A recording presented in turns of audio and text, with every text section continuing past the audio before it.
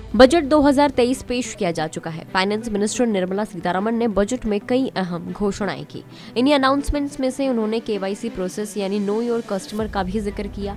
सरकार ने KYC process को आसान बनाने का टारगेट रखा है। आने वाले दिनों में रिस्क के आधार पर केवाईसी प्रोसेस होगा।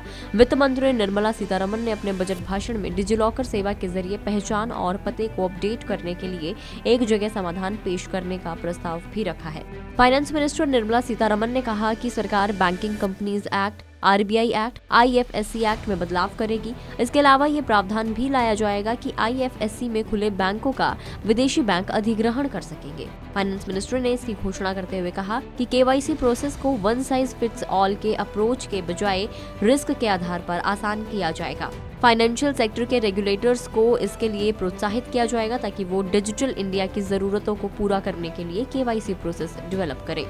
वहीं फाइनेंस मिनिस्टर निर्मला सीतारमण ने ये भी घोषणा की कि व्यावसायिक प्रतिष्ठान सरकारी एजेंसियों की डिजिटल सिस्टम के लिए पैन को साझा पहचान पत्र के रूप में इस्तेमाल कर सकेंगे। उन्होंने कहा कि केवाईसी प्रक्रिया को आसान बनाते हुए इसे सभी के लिए एक जैसा के बजाय इसे रिस्क बेस्ड बनाया जाएगा।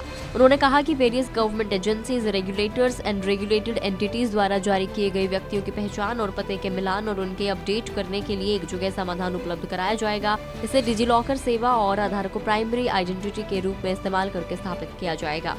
चलिए अब जानते हैं कि डिजिलॉकर क्या है। तो डिजिलॉकर डिजिटल इंडिया के तहत एक महत्वपूर्ण पहल और भारत सरकार का प्रमुख कार्यक्रम है, जिसका उद्देश्य भारत को डिजिटल रूप से एम्पावर करना है। डिजिलॉकर नागरिकों को पब्लिक क्लाउड पर एक सिक्योर डॉक्यूमेंटेशन एक्सेस प्लेटफॉर्म प्रदान करने के लिए डिजिटल इंडिया के विजन सेक्टर से जुड़ा है। इस सुविधा के तहत आपको ऑनलाइन क्लाउड सर्विस मिलती है, जिसकी मदद से आपको अपने डॉक्यूमेंटेशन के लिए डॉक्यूमेंट साथ रखकर चलने की जरूरत नहीं है।